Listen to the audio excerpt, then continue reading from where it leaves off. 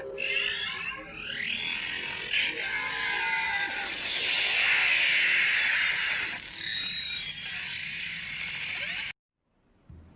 very good morning.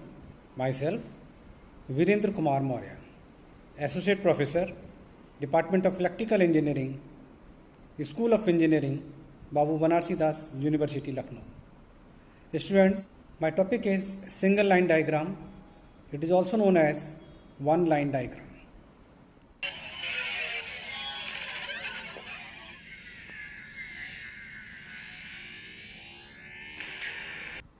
I am going to discuss a very interesting topic named as single line diagram, that is one line diagram.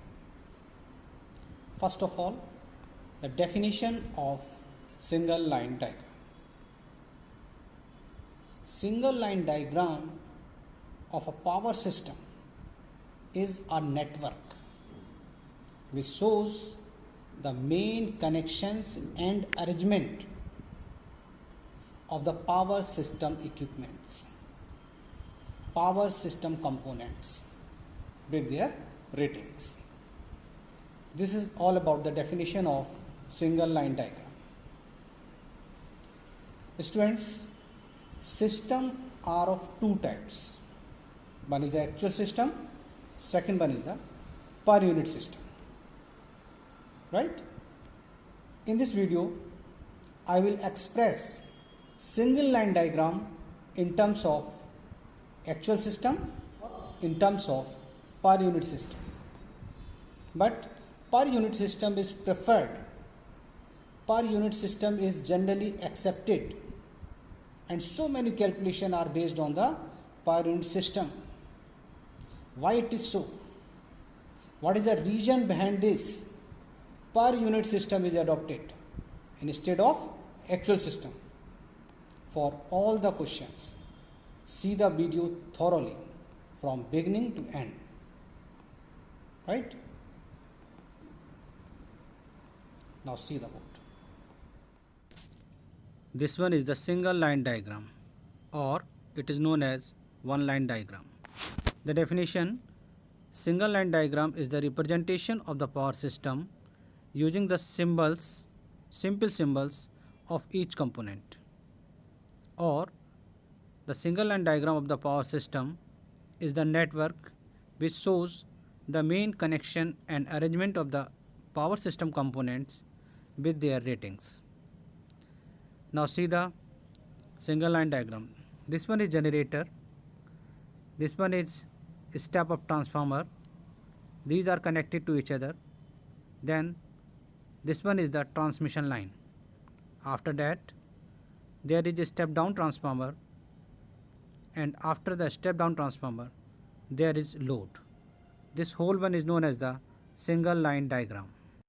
Before single line diagram into the actual system and in per unit system, it is necessary to see regarding the actual diagram of the different components of power system.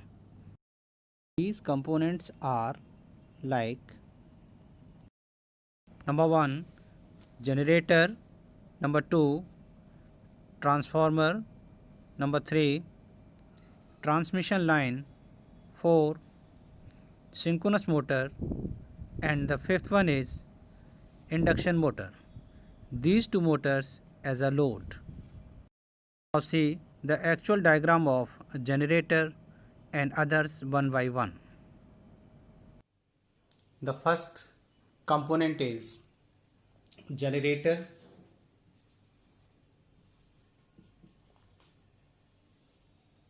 Now symbolically representation of generator.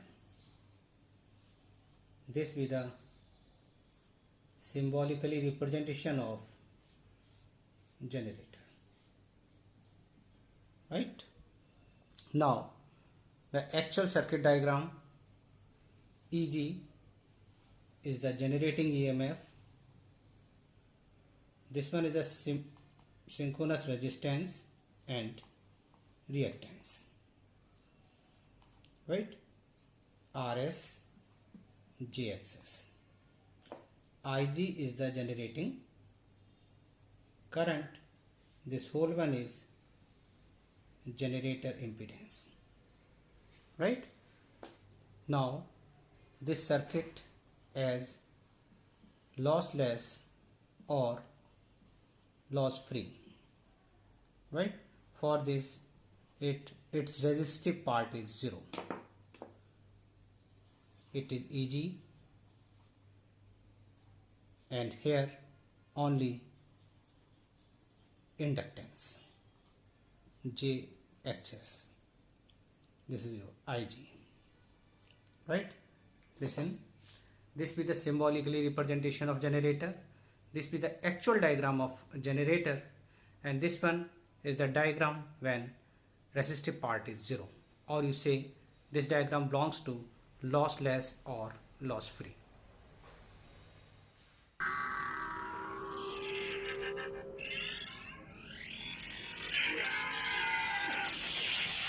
Now the next one is transformer.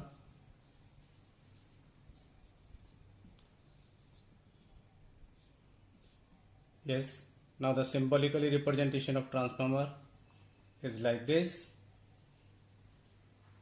This will be the symbolically representation of transformer.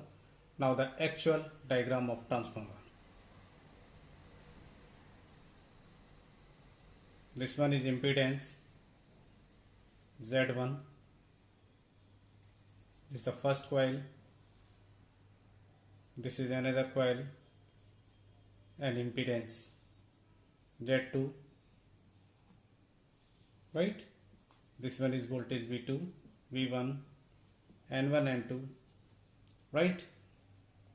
This is the actual diagram of transformer. Now see the diagram of transformer when we refer to primary and refer to secondary. How the circuit will look like. See, this one is referred to primary, this one is referred to secondary. See, this one is a part of impedance. Impedance is Z1 plus Z2 dash.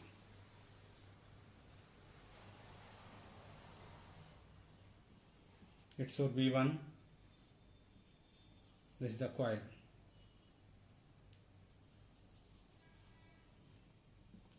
At here it is B2. When it is referred to secondary, then it will look like this. This will be the impedance part Z2 plus Z1 dash. Right? Here we are neglecting the shunt branches. Now listen, the second component is transformer. This will be the symbolically representation of a transformer. This will be the actual diagram of transformer. Right? There is one condition. What is the condition? We are neglecting shunt branches. Now see this diagram as referred to primary and referred to secondary. Here, when it is referred to primary, the impedance is Z1 plus Z2 dash, and here it is Z2 plus Z1 dash. Right? But there is condition. Which is the condition? Condition is neglecting shunt branches.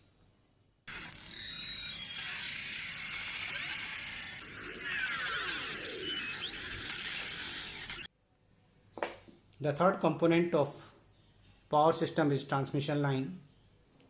The representation of transmission line is like impedance, that is Z line.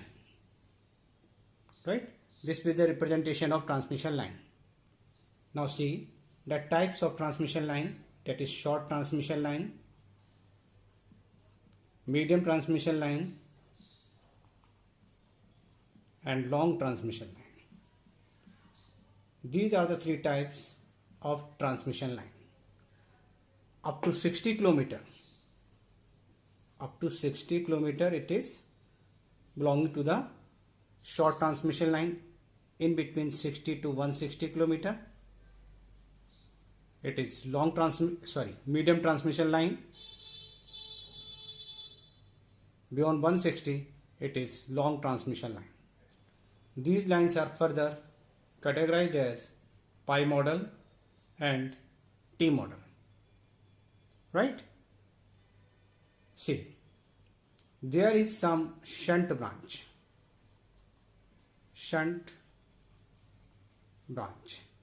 But here we are neglecting to the shunt branch. Why it is so? Because during the faulty condition, the shunt impedance is very high and current passing through it is negligible. So we are neglecting to the shunt arm and say that the representation of transmission line either belongs to short, medium or long. It is like this.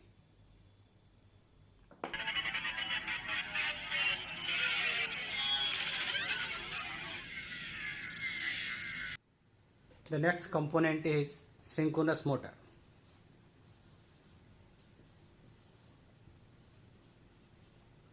Synchronous motor, right? What is the symbolically representation? It is like this, right? Now in the case of actual diagram, this one is the resistive part, inductive part EM, right? This is the actual diagram of synchronous motor. This one is RM, JXM, current given to the motor is IM. This one is the impedance part ZM. This be the actual diagram of synchronous motor. Now in the case of lossless, right, what will happen? Its resistive part is 0, R is 0. Then there is only inductive part and EM. This one is JXM. It is represented as impedance ZM. This is the current passing through the motor. So this be the actual diagram. This be the symbolically representation of synchronous motor.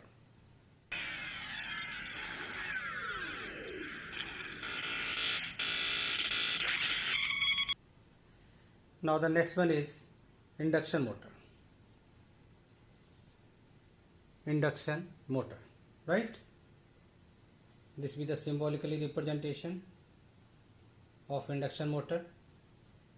Now the actual diagram.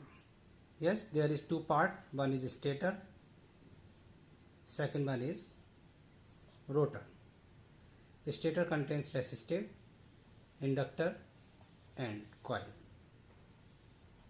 right? This be the actual diagram of stator. Now see the other part.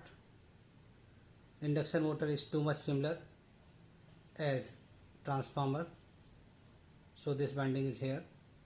This one is R2 oblique S. This one is JX2, JX1. It is R1, right?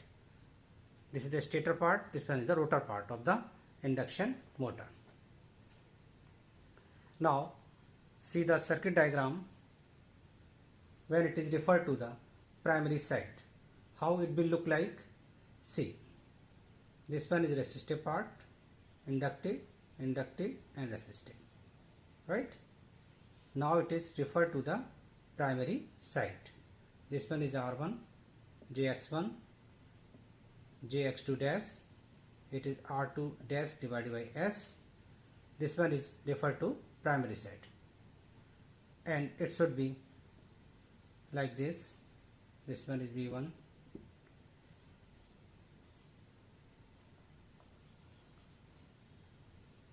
this one is the inductor part. It should be written as R1 plus R2 dash divided by S, and it is JX1 plus JX2 dash, right? See, this one is the symbolically representation, this one is the actual. circuit diagram of induction motor, stator and rotor, and these are the circuits when winding is referred to the primary side.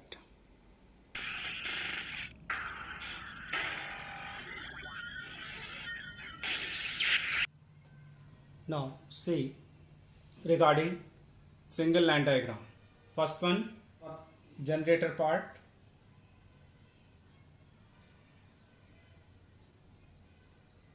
This one is the generator part of the. After that, bus bar, then step up transformer. This one is a transformer which is known as the step up transformer. Then bus bar. This one is transmission line, bus bar, and step down transformer. Then after bus bar, and then loads are connected over here. Induction motor, synchronous motor, and so on. Right? I am repeating: generator, transformer 1, transformer 2, transmission line with the bus bar number 1, bus bar number 2, bus bar number 3, bus bar number 4. This one is the load, this one is generator part. Right? Now see the single line diagram in absolute system. Now the generator part, this one is the impedance of generator, that is Zg, and voltage which is generated by the generator is Eg. After that, this one is the bus bar number 1. Then after, transformer, impedance part, that is Z1 plus Z2 dash. It is preferred to the primary, and these are the windings.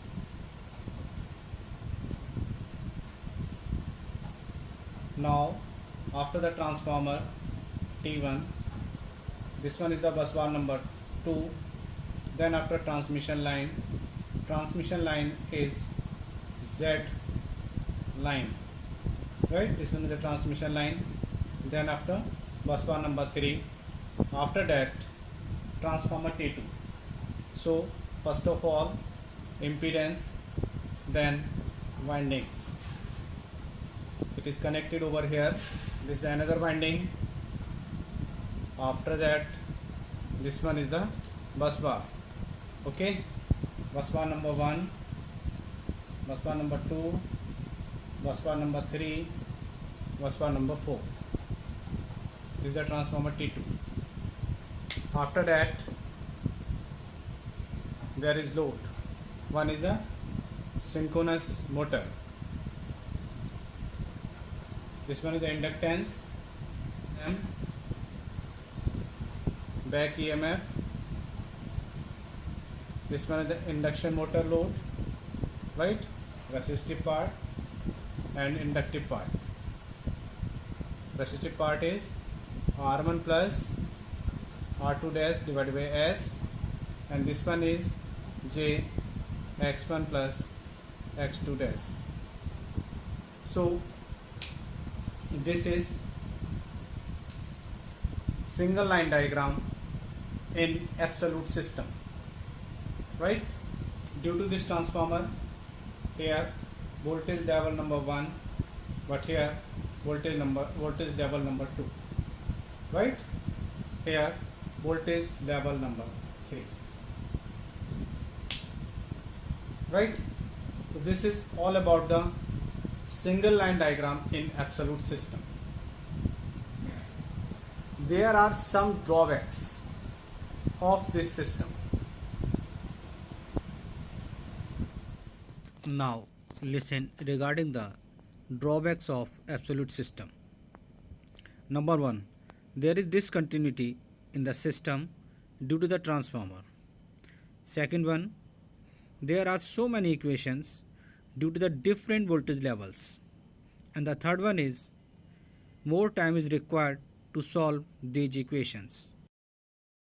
Problems associated with the absolute system are removed with the help of per unit system. Now see per unit system.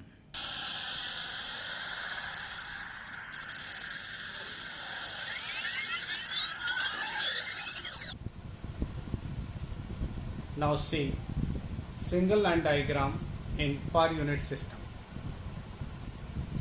This one is the impedance Zg in per unit, generated EMF in per unit. After that, this one is the bus bar number 1 and transformer number 1. It shows T1 here, Z01 per unit. This one is the bus bar number 2. After that, transmission line Z line per unit. It shows transmission line. Then bus bar, this one is the another transformer Z02 per unit, transformer number 2. After that, bus bar and then load. This one is a synchronous motor, impedance ZOM per unit, back EMF EM. This is about the synchronous motor. And then induction motor. See resistive part and inductive part. This one is R1 plus R2 dash divided by S per unit. This one is J, X1 plus X2 dash per unit. So this is all about the single line diagram in per unit system.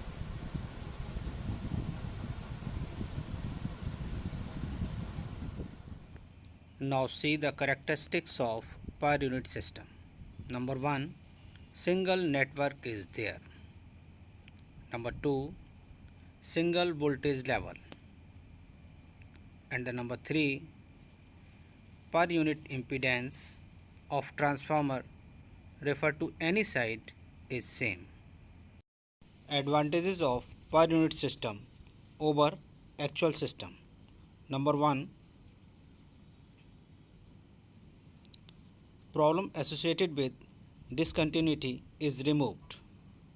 And the number 2, number of equations has reduced.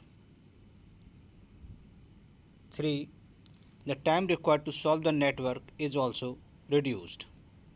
That's why per unit system is adopted instead of the actual system. Thank you.